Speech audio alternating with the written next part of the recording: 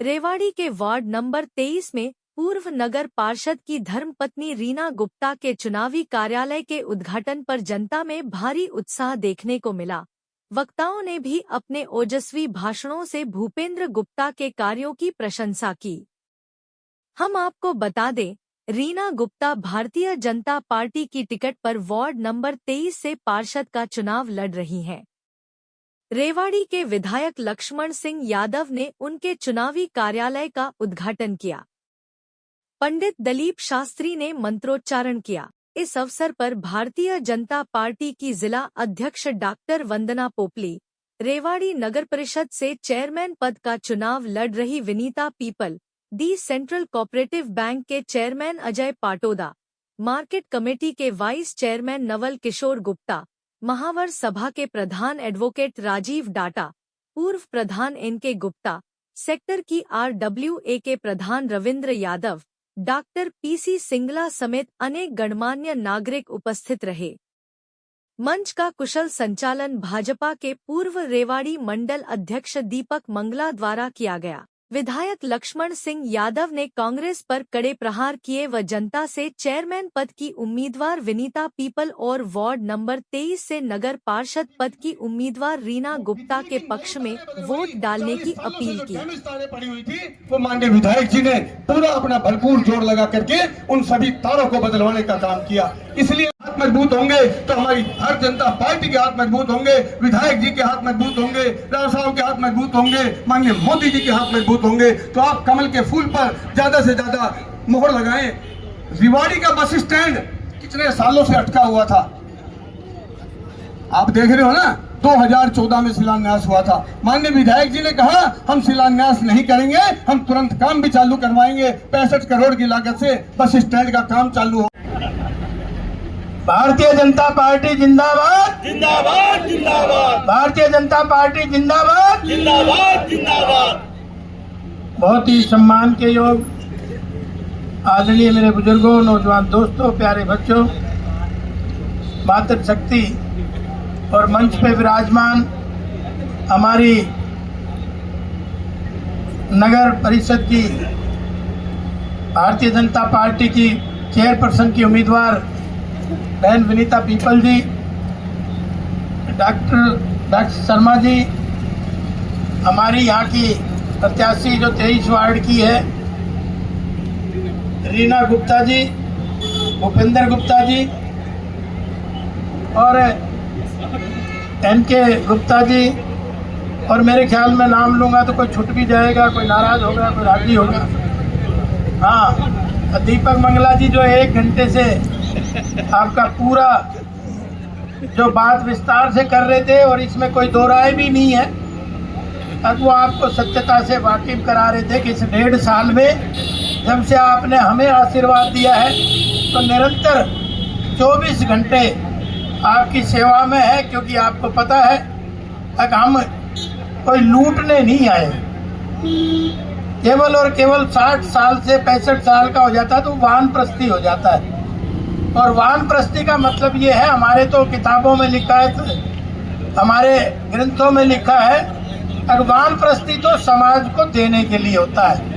क्योंकि उस समय तक गृहस्थी के सारे काम लगभग कंप्लीट हो जाते हैं। यूँ तो जाते जाते भी किसी का नहीं हो वो तो अलग बात है, तो देने के लिए आए हैं, लूटने के लिए नहीं आए। और ये बता भी देगी अपने शब्दों में कि हम सेवा करेंगे, क्योंकि इनका अनुभव भी है, एक्सपीरियंस पीछे रहा है, तो उसका भी लाभ मिलेगा। पढ़ी लिखी बैठे हैं, ये नहीं है पिछली बार तो कोई और दूसरा काम ही नहीं था, इस बार भी टिकट मांग रहे थे, लेकिन पार्टी ने सोचा कुछ भाई ऐसे लोगों को ना दे, ताकि जिससे फिर से एक मैसेज जा रहा है शहर में। तो चिंता का तो विषय है और हमें कहने में भी कोई अतिशयोक्ति नहीं है। धड़ल्ले से मैं तो 1.5 साल से कह रहा हूँ, जहाँ कहना है उस बात को कह रहा हूँ। और भाई 37 बार विधानसभा में बोल रहा हूँ, रेवाड़ी के मुद्दों पे कितनी बार बोल रहा हूँ, रिकॉर्डेड चीज है, और सारे मुद्दों पे बोल रहा हूँ। आपकी दी हुई ताकत को मैंने अपने निजी स्वार्थ के लिए इस्तेमाल नहीं करा। जब जरूरत पड़ी है तो आपके स्वार्थ के लिए, इस रेवाड़ी के विकास के लिए हमने उस ताकत को लगाया है। इसलिए मैं कहना चाहता हूँ आप सब लोग मिलके आगे बढ़ाएंगे रेवाड़ी को, तो ही आगे बढ़ेगी। क्योंकि जन भागीदारी और जन समर्थन के बिना आपको पता है चीजें आगे नहीं बढ़ा करती। सरकार ने तो पहले भी पैसे दिए, अब भी कोई कमी नहीं है, आगे भी देगी, लेकिन वो धरातल पे ठीक से उतर जाए, ऐसी टीम का चयन आपने करना है। यही निवेदन मैं करने आया था। तो अंत में ज्यादा समय न लेते हुए, क्योंकि मुझे दारूअड्डा का ऑफिस में भी जाना है, कुछ लोग चले गए, कुछ जाने को तैयार, तो इसलिए मैं कहना चाहता हूँ कि हम पड़ाव को समझे मंजिल, हम पड़ाव को समझे मंजिल, और लक्ष्य हुआ आंखों से ओझल, और वर्तमान के मोह जाल में आने वाला कल ना भुलाए। आओ फिर से, आओ फिर से, आओ फिर से, तो कमल इस बार खिलाना है। और भाई ये कमल की मेहरबानी है, जो पूरा वर्ल्ड जो है, बड़े बड़े देश जो है आज मिसाइलों के बीच में है क्या नहीं? कहीं अमेरिका ईरान पे मिसाइल दाग रहा है, कहीं रूस यूक्रेन पे दाग रहा है, कहीं इजराइल। आप चैन से बैठे हो, ये कमल की मेहरबानी है, सशक्त नेतृत्व आदरणीय मोदी जी की मेहरबानी है, जो आज शांति के साथ बैठे हैं।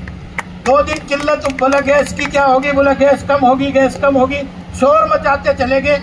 अरे कांग्रेस का राज भूल गए? 20 दिन 25 दिन के बाद लाइन में खड़े खड़े लंबे लंबे पिंडियां सूख जाती थी, जब जाके एक सिलेंडर मिलता था, और जाते सिलेंडर घरवाली को कहता जैसे बहुत बड़ा युद्ध जीत के आए हो, बोलो हलवा बना ले, आज तो सिलेंडर आ गो। मतलब दीवारें सी बनती थी।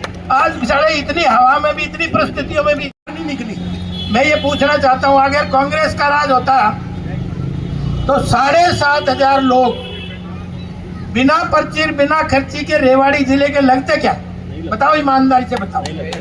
7,500 लोग नौकरी मिले हैं बिना पर्ची, आम गरीब आदमियों के घरों से निकल के। तो कांग्रेस का होता तो मिलता, और कांग्रेस का राज होता तो ये 1100 करोड़ का बाईपास बना, ये बनता क्या? और दूसरा, अपने रीना गुप्ता के लिए भी हाथ उठाएंगे। और तीसरा भाई गारंटी मैं भी लेता हूँ, आप मुझे भी ताकत दे रहे, इनके साथ साथ ये काम नहीं करेंगे तो मैं कान भी खींचूंगा फिर, और काम पूरा करेंगे, इनका अनुभव भी है। और भाई मैंने तो पहले ही कहा 111 बन के काम करेंगे तभी काम होगा, क्योंकि एक भी कड़ी कमजोर होती है तो नुकसान हमारा ही होता है देर सवेर। तो इसलिए आप सब लोग इतनी भारी संख्या में यहाँ पे आए, आप सबका एक बार आभार, और एक बार भाई भूपेंद्र को बधाई देना चाहूँगा। बहुत भारी संख्या में आपने लोग बुलाए हैं। आज रीना गुप्ता का चुनावी कार्यालय हमने खोला है। हमारी इस वार्ड की प्रत्याशी रीना गुप्ता और हमारी चेयरपर्सन की प्रत्याशी नीता पीपल हमारे साथ है, और लगातार निरंतर ये कारवां बढ़ रहा है, लोगों में जोश और उत्साह है, और आने वाले समय में दोनों जगह कमल खिलेगा, और ये निश्चित हो रहा है धीरे धीरे। लेकिन आज की संख्या देख के तो मैं कह सकता हूँ निश्चित है, क्योंकि आपने देखा लोगों में जोश, और मैच्योर लोग बैठे थे, कोई भी बाढ़कर वो नहीं बैठे थे, सारे मैच्योर लोग बैठे थे, भारी संख्या में लोग थे। तो इससे साफ जाहिर है कि लोगों का मन कमल का चुनाव चिन्ह वाला बटन दबाने का। सर मुख्यमंत्री जी आ रहे हैं, क्या कार्यक्रम? मुख्यमंत्री जी परसों आएंगे 2 बजे गोकलपुर में। एक आपने देखा होगा कि पुराना मंदिर है शिव बाबा का, महाभारत कालीन के समय से लगातार, तो उसका रेनोवेट भी है, उसका नया रूप भी दिया गया है, और एक उसका एक प्रांगण का वो उद्घाटन भी करेंगे। और उसके साथ साथ उसके बाद 4 बजे जो है सैनिक स्कूल में एक चुनावी सभा है, उसमें भी आएंगे। तो हमारे यहाँ के नेता राव इंद्रजीत जी भी उनके साथ में होंगे, और भी कई हमारे हरियाणा के मंत्री आ रहे हैं, तो सब लोग आएंगे, और एक अच्छा वहाँ भी जोश देखने को आपको मिलेगा।